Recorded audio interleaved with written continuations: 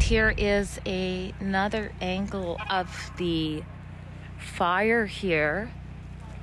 Now, what I know so far about it, and this is of course all happening in the moment, is that the allegations from inside with the farmers is that it appears as though the fire has been lit somehow from the inside of the bales, and that seems consistent with the smoke pattern. You've got obviously police who are already on site here, are on alert. You've got some walking over this way, probably investigating what's happening. And this is all going down. What I can say from the inside is that the farm's representative, Jeff, inside is saying they'll work with whoever. They obviously want to know who did this too. It's not safe for the whole farm. They're saying, of course, the farmers had nothing to do with any of this. And they said that all of the flames are out. I woke up to smoke this morning. And then found out there was a fire and came up as soon as I did, because I have a camera, and just to try and see what was going on. We could see there was a fire inside the bales, but that was it.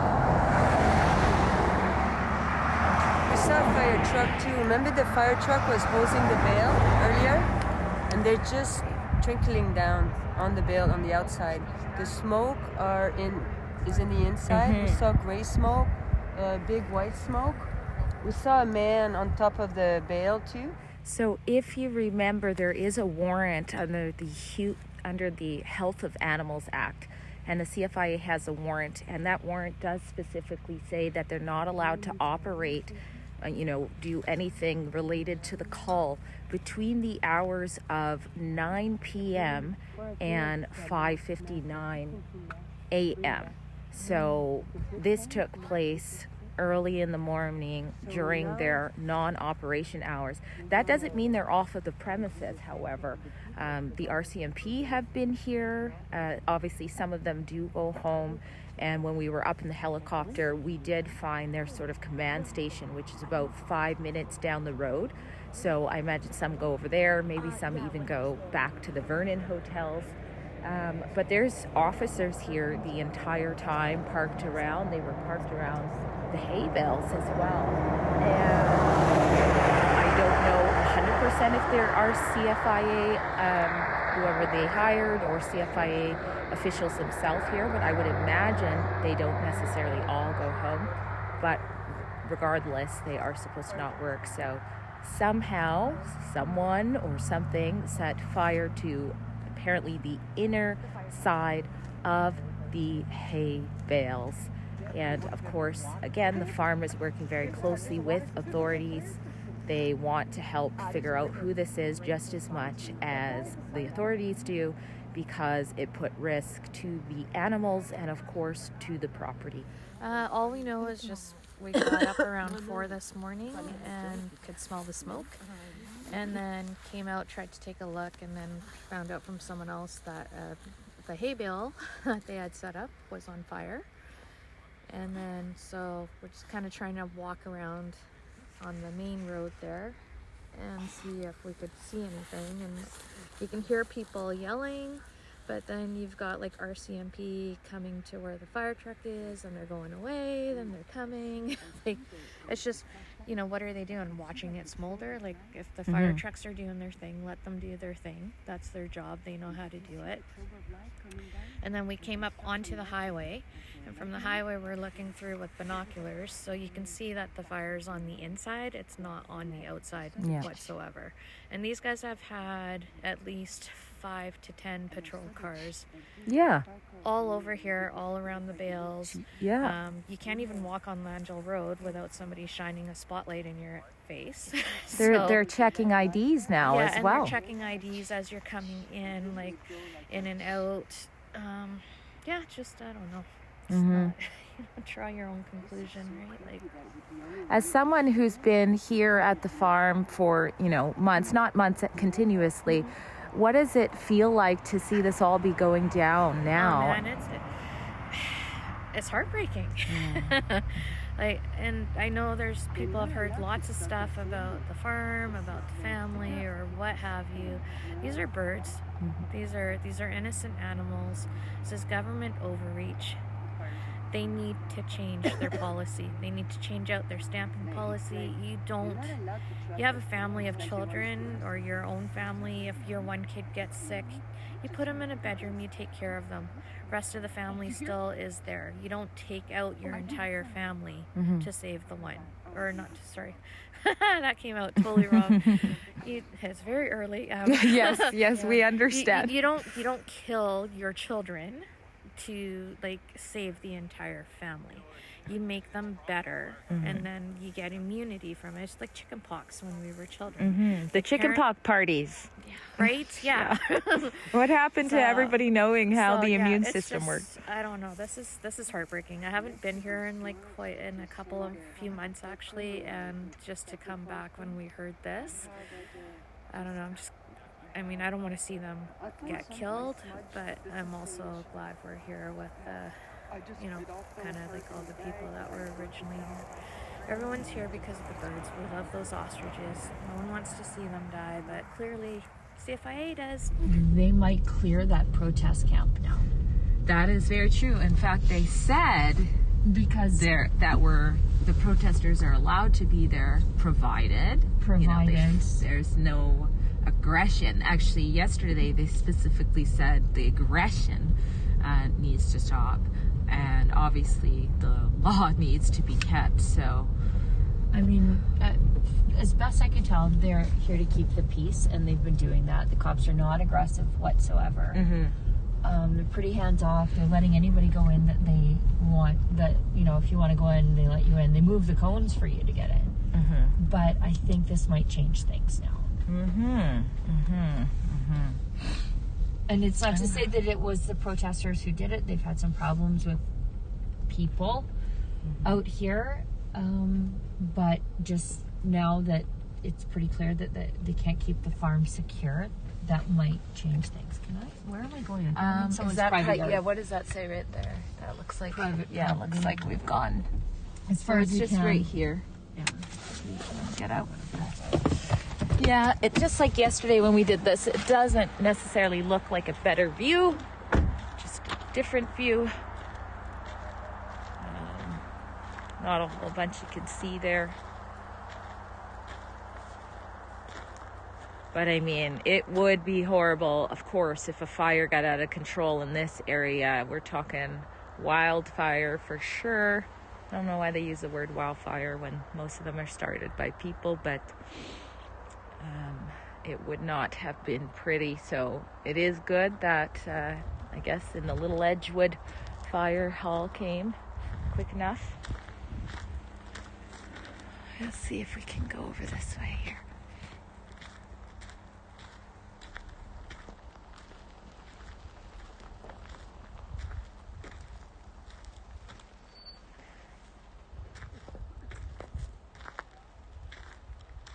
So all of this is being compiled at saveostriches.com. So if you've missed anything or if there's any other reports coming out, that's where you can go to watch that. I know that we put out yesterday a recap of everything that took place yesterday as well.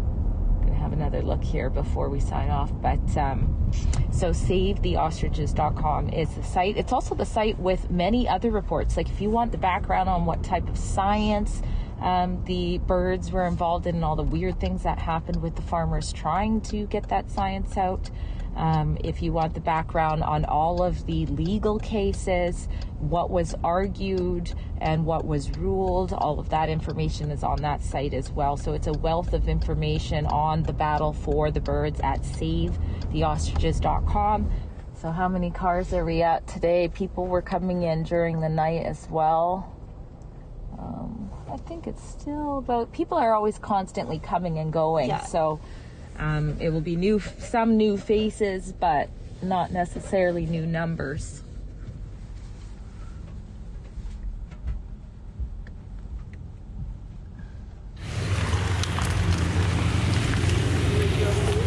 go now. Oh, we're good to go now? We're good, thanks. Okay, I wasn't sure if you guys were blocking the road or anything. No, they're just convoying back is all they're doing there. So what can guys you good. tell us about what happened with the fires? I just got here, so I don't Okay. know much there. So. All right. Yeah. But there are officers around the hay bales, correct? Don't worry, yeah. Okay. So I All right. don't know any details. Sorry. Thank you so much. So what's up, Chris? I thought they were like kind of blocking things off, but Yeah. he said no, they were just exiting out. And then I asked if they knew anything about the fire, and he said he just got here.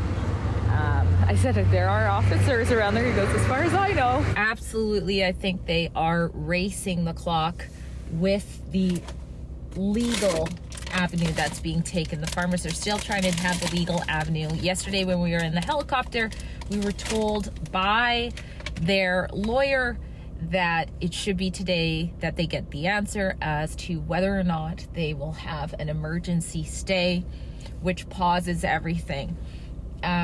It's amazing how down to the wire it is, because it looks like the call could potentially happen at any hour.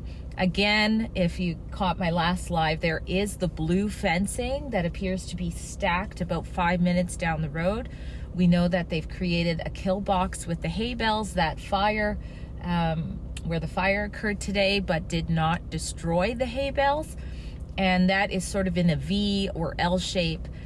So I imagine, I theorize they are going to perhaps put some feed down in the corner of that hay, the nook of it, use the fencing to create a lane for ostriches to walk down into that whole hay area, but not be able to get out. They'll be hungry, and then perhaps be elevated. We know that there has been two, not one, but two scissor truck companies. I'm not sure if they were both scissor trucks, but anyway, trucks that would elevate someone high above, that backed out of this operation. One was Sunbeam, and the other was, I want to say Remcor, but don't hold me to that. But anyway, so I don't know if they've got themselves another option to elevate themselves, or if they're like, at this point, we're just going to stand on the hay bales and just shoot down, because those hay bales do look pretty tall. And we all know ostriches cannot fly. They can run, but they cannot fly. But again, they have to also follow safety precautions. They have to think this stuff out. They have to come up with a plan. And, it's not necessarily safe. Who knows how hard ostriches can run into a wall of hay and what could happen. And so you don't know. They might have to wait to cross their T's and dot their I's to make sure that with all of the global scrutiny at this point on this situation, that they are in fact following the rules. That's something I'm going to be paying very close attention to, CFIA. If these birds especially get culled, no matter what, I want to know how much money is being spent on this, and we will of course be filing ATIPs, FOIs, to get that answer to you. I want to know what discussions were had about this, everything basically. But if they go through with it, I also want to know if they cut any corners. They're supposed to be doing this humane. And another thing that I'm told from a couple of my sources is that normally, and if you're a farmer and you know anything about this, let me know. But normally the CFIA does give farmers the opportunity. They give them the choice to be present up until the call, or even during the call if they want to be with their animals. I imagine many say no, that's okay, but they are given the choice, like the grace. These farmers were not given the choice. And I could understand why they may have made that decision, with the protest and everything like that. But here's the thing, they were treated like criminals for wanting to be with their animals until the last moment, for wanting to simply feed them while they're, stacking things up, wanting to spend those last memories with them. The kids, the adult kids, all grew up with many of the birds that are still there, and helped raise them. Some of these birds came from over 30 years ago from Africa, which was a big ordeal to get them here, and they really do love them. So they were not given the same option, I'm told, as farmers normally are given. and that ended up in them getting arrested.